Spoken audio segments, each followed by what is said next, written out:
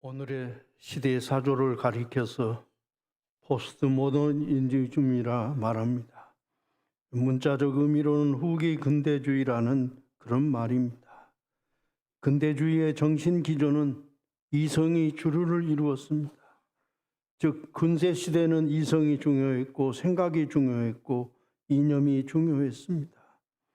그런데 오늘의 시대는 이성이나 이념보다는 경험이나 체험이 중요합니다. 무언가를 이성적으로 깊이 생각하기보다는 온몸으로 경험해서 짜릿하게 느끼는 이 느낌이 더 중요하다는 말입니다. 그래서 오늘날 TV를 비롯해 각종 프로그램을 보면 거의 다가 체험 프로그램입니다. 즉 사람들은 그냥 관객으로 방청석에 앉아서 구경하기보다는 자신이 출연자가 되어서 프로그램에 직접 참여하고 느끼고 체험해야 감동을 받는다는 것입니다. 옛날 교회 체육대회를 보면 선수와 관중 둘로 나뉘었습니다. 그래서 선수는 열심히 뛰고 관중은 열심히 응원했습니다. 그런데 요즘은 최소한도 한 경기만이라도 모든 사람들이 선수가 되어서 뛰어야만 좋았다는 평가를 받을 수가 있습니다. 우리 교회도 체육대회 자체적으로 한 지가 좀 오래됐습니다만은 그 전에 체육대회 때 보니까 나이 드신 할머니들 뭐 얼마나 뛰시려나 했는데 판 뒤집는 거 있잖아요. 얼마나 열심히 하시는지 그 한 1분간 시간을 정해놓고 판을 뒤집는데 세상 뒤집을 것 같이 그렇게 열심히 하면서 우리는 변화된 시대의 흐름과 정신을 잘 알아야 하는 것이죠. 일반 사람들은 어떻습니까? 어떤 것을 경험할 때 평범한 것보다는 특별한 것을 좋아하고 또 실제로 사람들은 밋밋하고 단조로운 경험보다는 화끈하고 특별한 것을 더 좋아합니다. 그래서 사람들은 점점 더 자극적인 것을 찾게 됩니다. 최근 들어 우리 그리스도인들도 신앙생활하며 아주 특별하고 신비한 체험을 하기를 원합니다. 물론 성경에 나오는 위대한 믿음의 사람들은 다 신비한 체험들을 했어요. 아브라함의 경우는 어떻습니까? 하나님의 음성을 직접 들었습니다. 하나님이 아브라함이 해야 할 일에 대해서 직접 아브라함에게 너는 본토 친척 아비집을 떠나 내가 내게 지시할 땅으로 가라. 이 하나님의 음성을 생생하게 들었던 것이죠. 우리들도 하나님의 음성을 직접 들고서 신앙생활하면 얼마나 더 신실하고 열심히 하겠습니까? 모세는 호렙산에서 가시던 불 위에 타오르는 불길로 찾아오신 하나님을 만났습니다. 그 광경이 얼마나 대단했겠어요. 여러분 호렙산이라는 그 산은 사실은 돌산이죠. 돌만 많아요. 호렙산은 불이 나도 별로 탈 나무가 없습니다.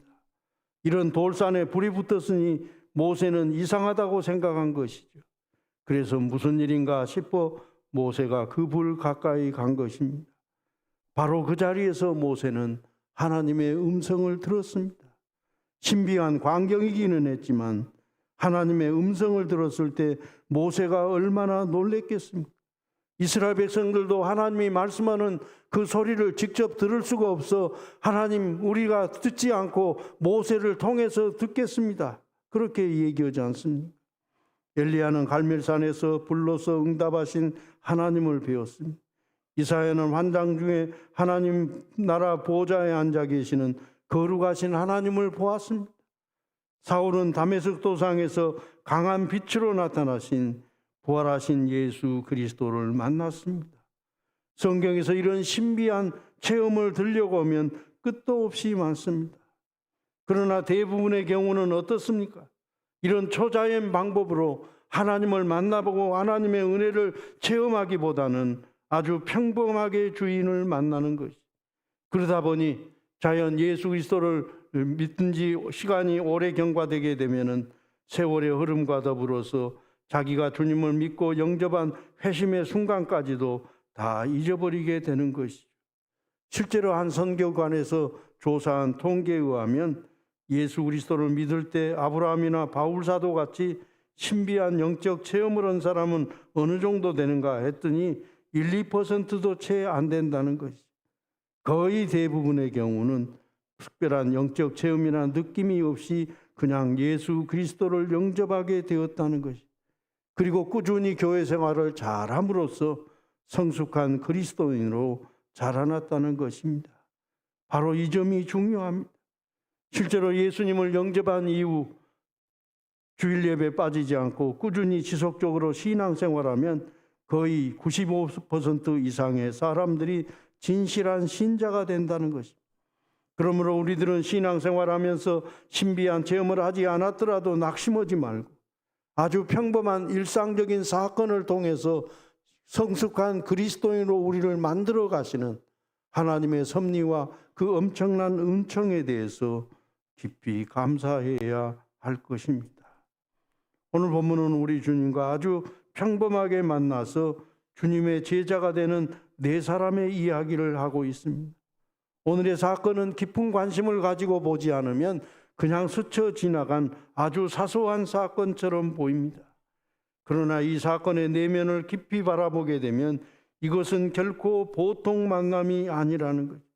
우리 주님께서 부활 승천하신 다음에 초대교회를 세울 참으로 위대한 핵심적인 인물들이 주님으로부터 제자로 부름받고 있는 그런 굉장한 사건입니다. 오늘의 이야기는 이렇습니다. 예수님은 세례 요한이 잡혔다는 소식을 들으시고 자신이 이제 활동하실 때가 되었음을 깨달으셨습니다. 그래서 주님은 가버나움에서 공생애를 시작하셨습니다. 어느 날 주님은 갈릴리 해변을 걸으시다가 바다에 그물을 던지는 두 형제를 보았습니다. 베드로와 안드레였습니다. 주님은 그들을 향해 이렇게 말씀하셨습니다. 나를 따라오라. 내가 너희를 사람 낚는 어부가 되게 하리라. 그런데 놀랍게도 두 형제는 예수님의 음성을 듣고 그 그물을 버려두고 예수님을 쫓았습니다. 주님은 조금 더 가시다가 다른 두 형제를 보았습니다. 야고보와 요한이었습니다. 이 사람들은 아버지와 함께 배에서 그물을 깁고 있었습니다. 그들 또한 주님이 부르셨습니다. 그러자 이 사람들도 곧 배와 부친을 버려두고 예수님을 쫓았습니다. 아무리 생각해 봐도 이 사건은 그렇게 대단한 것 같지는 않습니다. 이 사람들이 예수님을 만나고 제자로 부름받았다고 해도 그 당시 유대 나라를 통치하는 무슨 정치 지형에 큰 변화가 일어나는 것도 아니고 하나님을 예배하는 제사법에 영향력을 끼친 것도 아닌 것 같습니다. 그런데 이 사람들이 예수님과 만나고 제자로 부름받은 이 사건 이후 이 사람들의 삶이 엄청나게 달라졌다는 것. 이전과는 전혀 다른 삶을 살게 되었습니다. 이 사람들이 그전에는 고기를 열심히 잡았죠. 그러나 주님을 만난 이후에는 주님으로부터 주님의 말씀을 배우고 주님과 함께 생활하고 사람들에게 천국 복음을 전하는 새로운 인생길을 걸어가게 되었던 것이죠. 흔히들 주님의 제자가 되는 단계가 세 단계가 있다고 말합니다. 첫째 단계는 예수님을 단순히 따르는 단계입니다. 요즘으로 말하면 교회 다니는 것을 말합니다. 예수님 당시로 말하면 주님 주변을 따라다니는 군중들을 가리키는 것이죠. 이 사람들은 한마디로 구경꾼이에요. 예수님의 신비한 기적을 구경하고 예수님이 말씀하시면 말씀을 듣고 그러다가 예수님이 말씀을 마치게 되면은 다 집으로 돌아간 사람들이. 두 번째 단계는 예수님과 함께 생활하는 단계입니다. 이 사람들은 예수님과 24시간을 함께 지내면서 주님으로부터 말씀과 삶을 직접적으로 배운 사람들. 이 사람들은 이제 다른 직업이 없어요. 온전히 주님만을 따르면서 배우는 그런 직업적인 제자를 가리키는 거예요. 세 번째 단계는 한 걸음 더 나아가서 주님의 마음을 이해하고 주님의 뜻을 전적으로 받아들이며 결국에는 주님께서 지신 십자가의 자리에도 함께 참여하는 것을 말합니다. 즉 주님의 명령을 자신의 삶 속에서 철저하게 순종하고 실천하면서 사는 사람을 말합니다. 사랑하는 성도 여러분, 우리는 몇 번째 단계의 신앙생활을 하고 있습니까? 그저 성경 찬송 들고 교회 줄렁줄렁 다니기만 합니까? 사역이나 봉사활동은 하지 않고 그저 배우기만 합니까? 아니면 주님의 마음을 깊이 헤아리면서 주님의 뜻을 실천하고 주님과 함께 운명을 같이 하고 있습니까? 오늘 본문에 등장하는 베드로, 안드레, 야고보, 요한은 주님이 나를 따르라 말씀하실 때 즉시 주님을 따랐습니다. 이것은 보통 사람이 할 수 없는 굉장한 결단이죠. 이 사람들은 자기의 직업, 재산, 생활 근거지, 심지어는 부모도 버리고 주님을 따랐습니다. 즉 제2단계의 제자인 직업적인 제자가 된 것이죠. 예수님과 함께 생활하게 되었습니다. 그런데 보십시오. 이 사람들 예수님이 십자가 지신다 그러니까 무서워서 다 도망쳤습니다. 세상 권력자들을 두려워했습니다. 그래서 세상 권력 앞에 벌벌 떨면서 주님을 부인했던 것이죠. 급기야는 주님의 뜻을 저버렸고 다시 옛 생활인 갈릴리에서 고기 잡는 업으로 되돌아갔습니다. 그렇습니다. 믿음의 길은 배우는 것만으로는 부족합니다. 제자의 신분만으로는 사명을 온전히 감당할 수 없습니다. 그런데 이 사람들이 주님의 부활을 목격하고 주님이 부하신 사명을 감당하면서 특별히 성령 충만함을 받고 나서 비로소 제3단계의 제자로 나아갈 수 있었던 것이죠. 따라서 신앙은 사실은 무엇보다 출발이 중요해요. 복음을 듣고 신앙생활하기로 결단한 것이 중요합니다. 그런가 하면 배우는 과정도 중요해요. 주님의 뜻을 깨달아가고 섬기며 일하는 신앙 삶을 살다가 이제 마지막으로 결정적으로 중요한 것은 신앙의 마지막 종착지가 중요하다는 것. 우리들이 주님을 위해 온전히 헌신할 때 비로소 진정한 그리스도인이 되는 것이요, 여기에서 복음의 증인이 되는 것입니다. 오늘 본문에 참으로 귀한 말씀이 있습니다. 19절 말씀에 나를 따라오라 내가 너희를 사람을 낚는 어부가 되게 하리라. 주님은 나를 따라오라 그러셨습니다. 나에게 배우라고 말씀하지 않았고 나처럼 살아야 한다고 말씀하지도 않았습니다. 다만 내가 앞장설 터이니까 너는 나를 보고 나를 따라오라, 나와 함께 살자고 말씀하셨습니다. 이 말씀은 곧 주님이 사시면서 경험한 것을 제자들도 함께 같이 경험하자는 것입니다. 이 얼마나 훌륭한 선생님입니다. 요즘 선생님들은 학교에서 학생들을 만나려고 합니다. 학교 밖에서 학생들을 만나는 것은 꺼립니다. 왜냐하면 제자들에게 자신 있게 나를 본받으라고 말할 수 없기 때문입니다. 그래서 그저 교실에서만 내 말 들어라, 내 지식을 배우라고 말하는 것입니다. 그런데 이러한 가르침은 완전한 가르침이 아닙니다. 우리 주님은 보통 선생님과는 다르셨어요. 자기의 삶 전체를 다 보여주었습니다. 제자들과 같이 생활하셨습니다. 제자들과 모든 것을 함께 다 나누었습니다. 제자들에게 말이 아닌 삶으로 가르쳤습니다. 바로 여기에서 우리는 참 스승 되신 주님을 깨닫게 됩니다.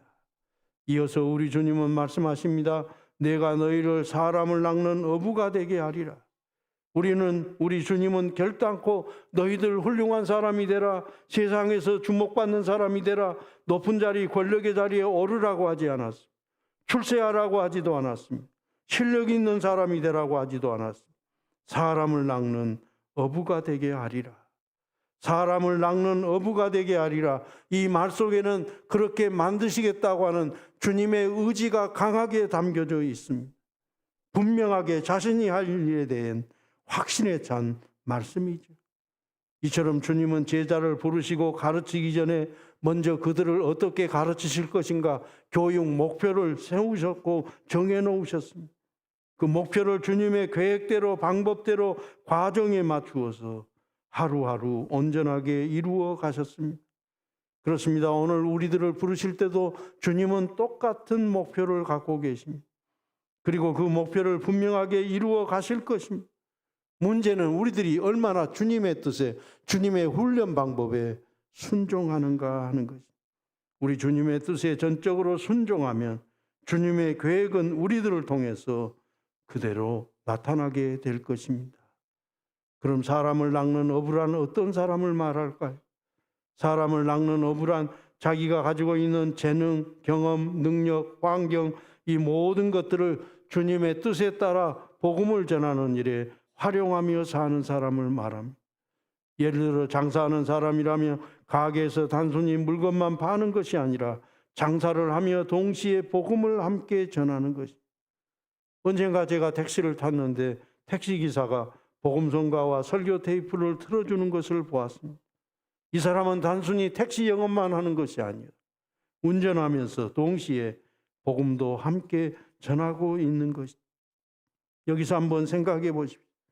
주님께서 왜 우리들에게 이런 귀한 복, 엄청난 복을 주셨을까요? 나 혼자 그저 잘 먹고 잘 살으라고 그렇게 해주셨을까요? 아니죠. 주님은 우리들이 이 땅에서 힘있게 복음을 전하기를 원하십니다. 사람 낚는 어부가 되기를 원하십니다. 하나님의 뜻을 행하기를 원하십니다. 하나님의 사랑을 실천하기를 원하십니다. 하나님 나라를 견고하게 세워나가기를 원하십니다. 그래서 우리들에게 물질의 복도 주시고 권력도 주시고 지위도 주시고 그리고 은사도 주시고 명예도 주시고 심지어는 사람도 주신 거다.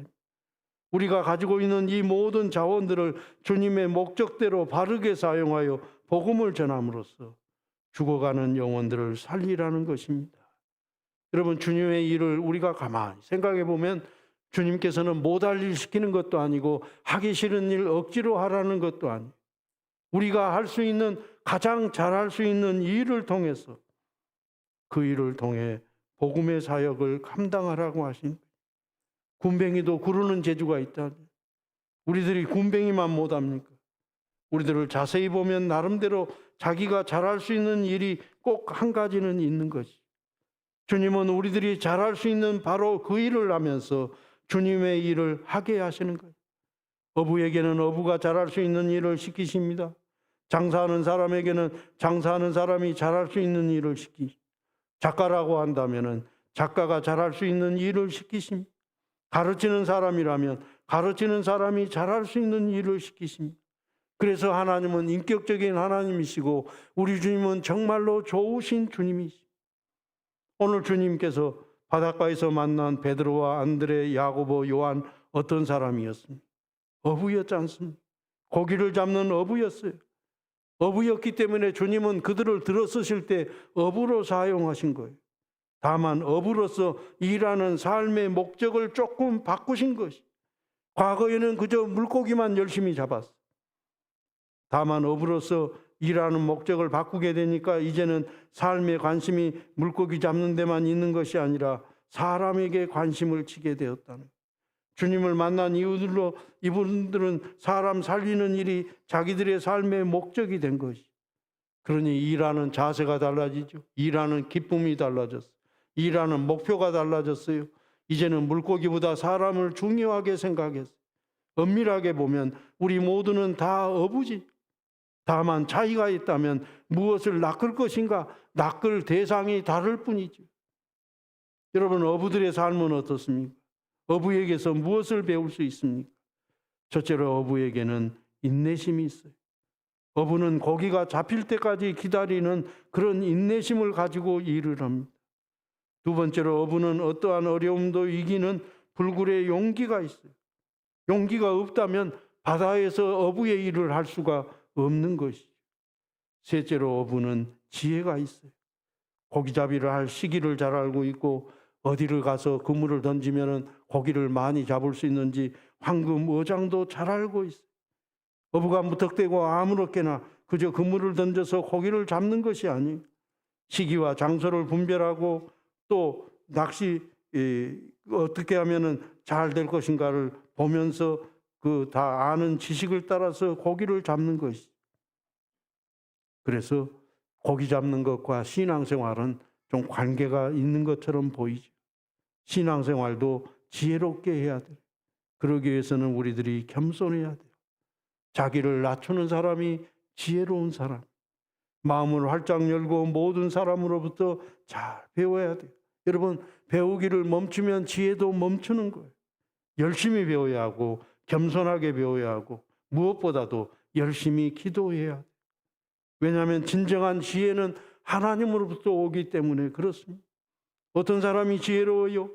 열심히 기도하는 사람이 지혜로워요. 하나님이 어떤 분인지 알기 위해서 열심히 기도해야 되고 하나님의 뜻이 무엇인지 알기 위해서 열심히 배워야 하고 우리들이 발을 딛고 사는 오늘의 세상이 어떤 세상인지 알려고 하면 열심히 배워야 돼요. 지혜가 있으면 아무리 어려운 문제가 닥쳐와도 문제 없어요. 잘 대처하고 잘 극복하고 잘 해결할 수 있습니다. 넷째로 어부는 자기 자신을 숨길 줄 알아요. 여러분, 아무리 좋은 미끼와 좋은 낚싯대를 사용한다 해도 어부의 모습이 물에 비치면 고기는 절대로 미끼를 물지 않습니다.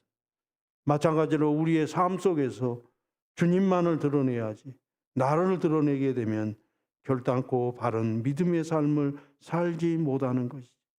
우리의 삶을 가만히 보세요. 어디서부터 망가졌던가요? 나를 자꾸 드러내는 데서부터 우리가 잘못되는 것이죠. 다른 사람이 꼭 나를 알아줘야 되겠습니까? 우리들이 모든 사람들로부터 인정받고 존경받고 사랑받아야만 하겠습니까?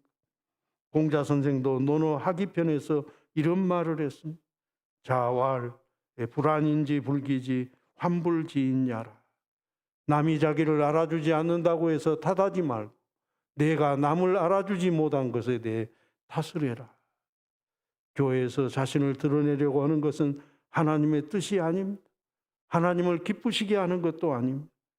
우리들은 신앙의 깊이를 더해가면 더해갈수록 더욱더 자기 자신을 감추고 또 감추어야 할 것입니다.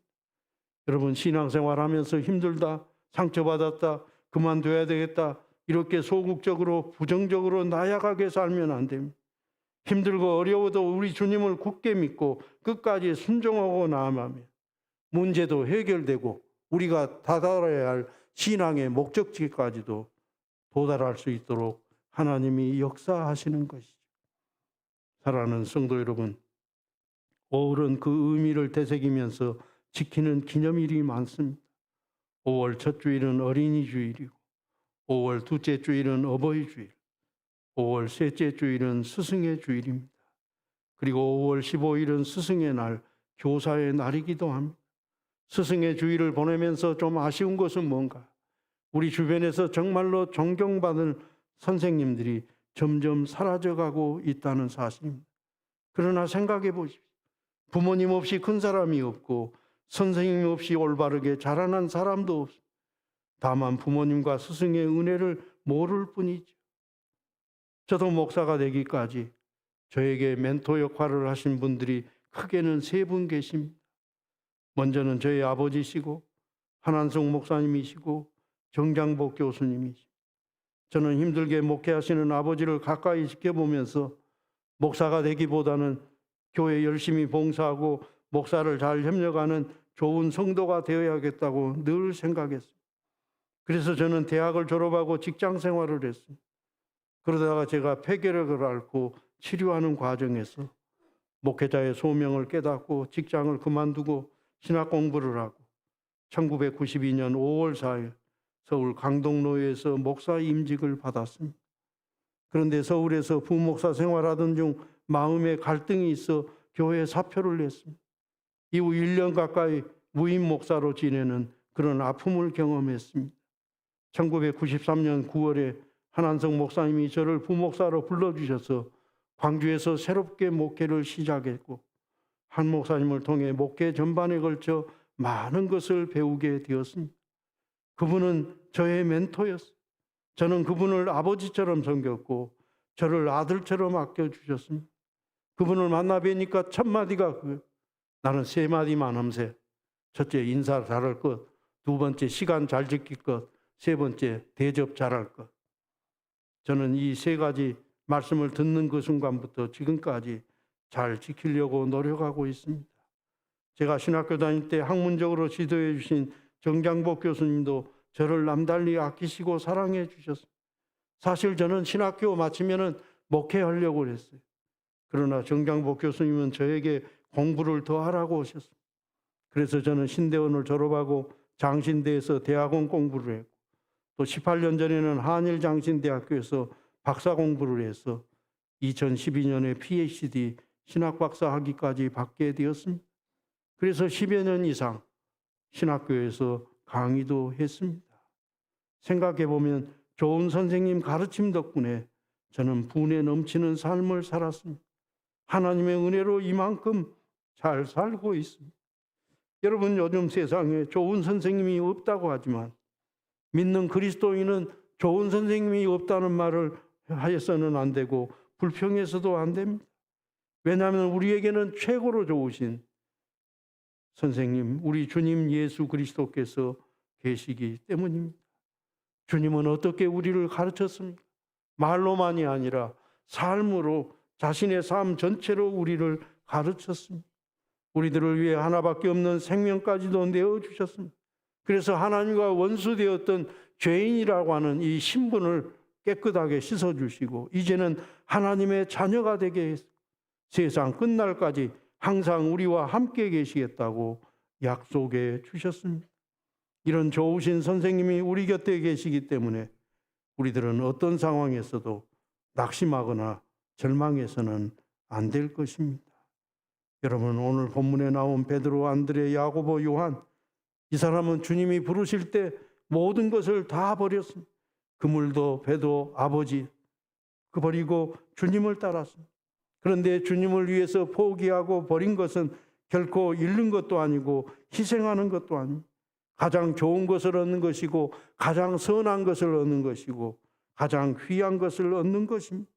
그리고 이것이 우리 인생의 바른 목적을 세우는 것이고 우리들이 꼭 해야만 하는 사명, 올바른 사명을 붙잡는 것입니다. 그리고 이것이 우리들이 영원히 사는 길입니다. 우리 모두 우리의 삶의 현장에서 우리로 하여금 사람 낚는 어부로 만드시는 주님의 훈련과 뜻 앞에 전적으로 순종하십시다.